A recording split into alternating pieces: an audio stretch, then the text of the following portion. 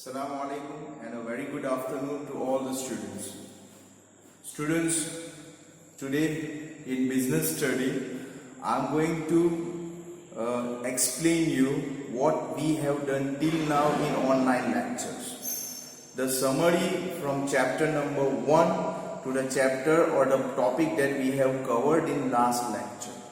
All the things I am going to tell you what we have done in online lectures till now. Student, this is a very important lecture for you. My point of view, possibly around 25 lectures I have uploaded for BS. This is possibly the most important one. This is the summary of entire online lectures of business study till now. Now students, we have done these many chapters. Chapter number 1, that is management related, introduction and all that. Chapter number 2, principle of management. Chapter number 3, business environment, and chapter number 4, planning. Now first chapter, I think few portion I have covered when extra classes were there before the lockdown. 2-3 days we have started extra classes. In that I have explained you all this related to management.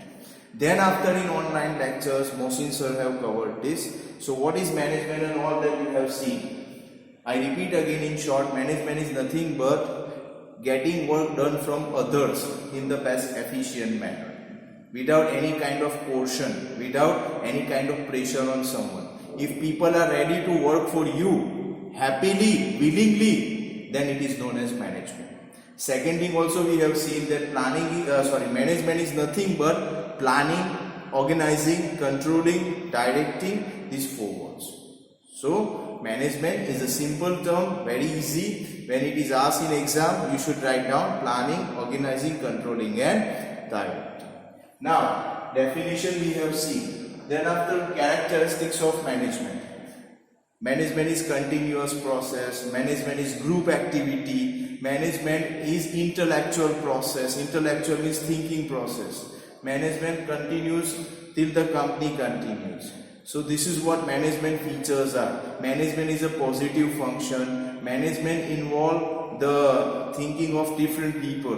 Management requires efforts by different people. That I already told the group activity. So different features are there. I hope you have written or you have seen when I taught you or when Mohsin sir have taught you. So features are there. Definition we have seen. Management and administration difference.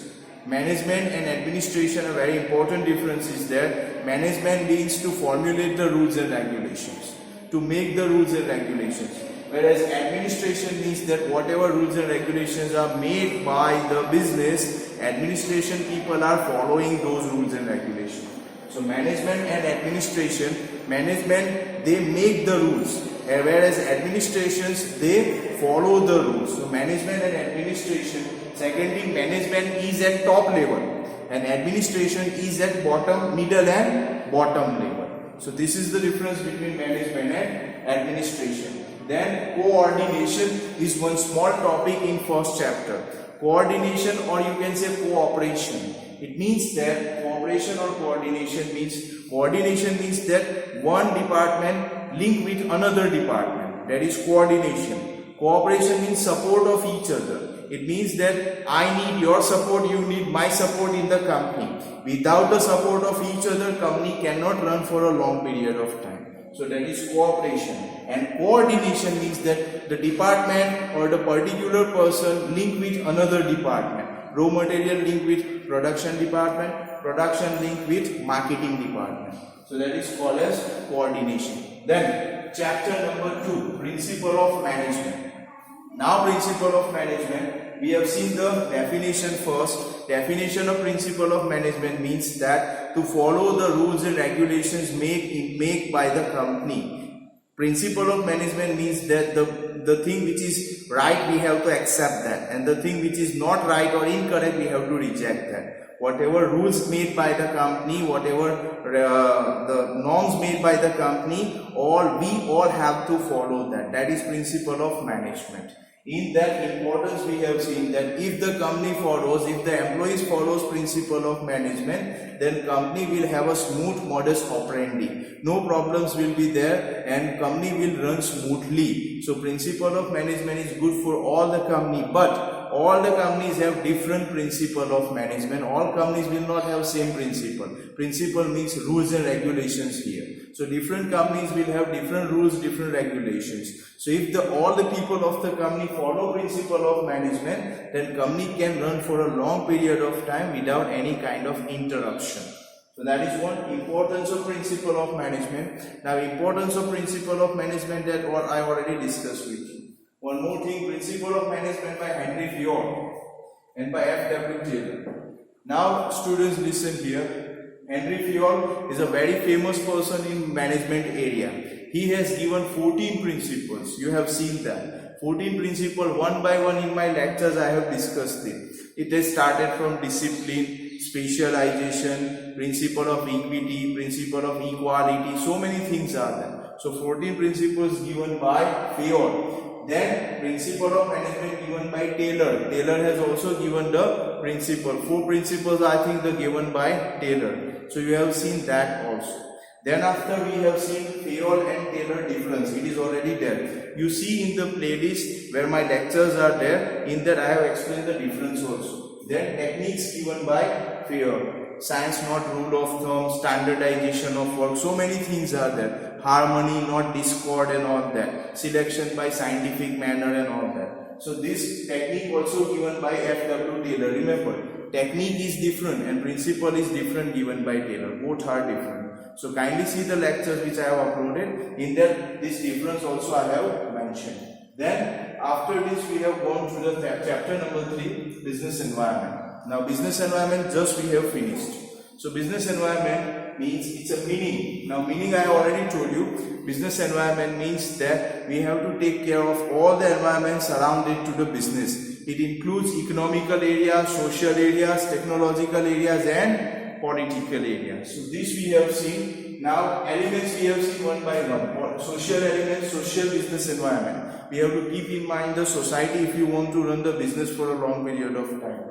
Then we have seen political environment. It is directly related to government. Suppose in India, if government is having a liberal policy for the business have a very good future. But if the government is restricted or very strict for the business, then business may suffer also. So it depends on different types of government. So that is political. Technological means the use of technology. Now suppose every day technology changes in the country in different businesses. So we have to use the latest technology so that we can fulfill the desires of the customers. If we are maybe not using the latest technology, then customers may go to other companies or other business to purchase the other company's product also. So technological environment, I have already explained everything that. Then economical environment. Economical is related to rate of interest, loan and everything, price of product. Suppose if the rate of interest in the bank or other financial institution is low rate of interest, then people may prefer to go for more borrowed money.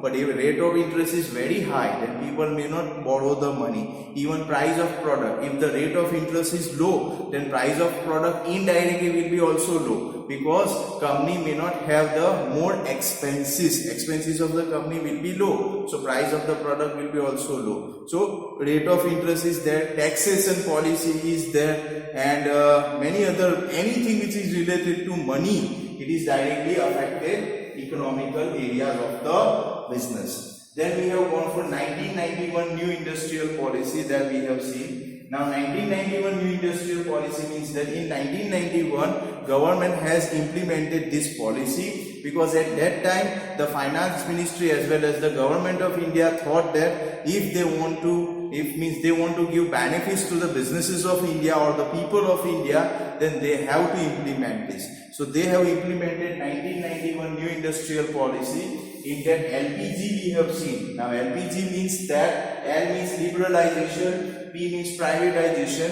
and G means globalization, that we have seen. My humble request to the students, this everything one by one in different lectures, I think lecture number 20 to 25, in between that these topics are there. So kindly see in the playlist, these all lectures are there. I have explained in a detail liberalization also, privatization also, and globalization also.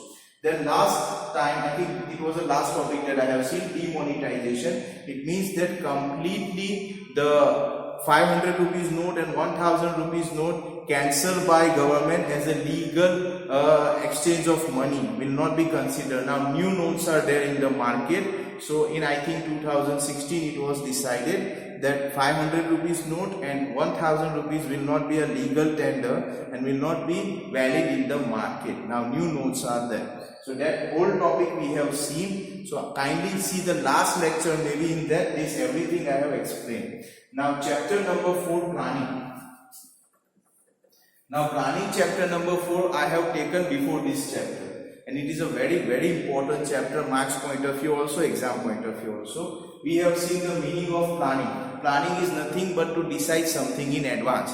In business, if we want to get a successful business activity, we have to decide something in advance. And then according to that we plan. Suppose I want to go to Mumbai, then I have to plan in advance that how I will go, which way I will go, means train will be there, plane will be there, highway will be there. So how I will go, when I will go, time I am talking about, where I will stay in Mumbai, place I am talking about, what I will do in Mumbai. So my activity is also required. So when, what, where, how, these questions always comes in the business also. This is also known as planning.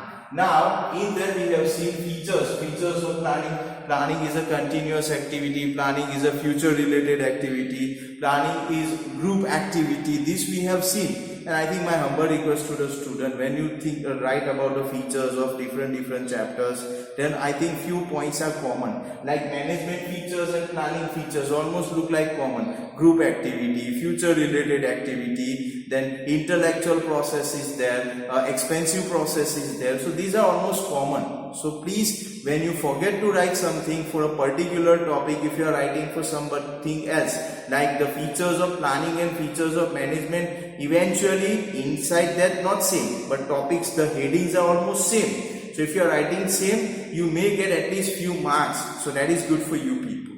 So this is features we have seen, an advantage and disadvantage of planning. Planning advantage is that it is expensive, but it may be avoid or minimize the uncertainty. Uncertainty is there in future, so it can minimize that. And whatever you have decided for the future, you can accomplish that. Your goal can be accomplished very easily without any kind of problem. So advantages I have already taught you in my lecture, so you please see that also. Disadvantage, the biggest disadvantage like right now. We have planned everything in 2020, but right now COVID-19 is going on. So every planning right now spoiled or cancelled, or we can say that right now not in a position, we are not in a position to implement that plan.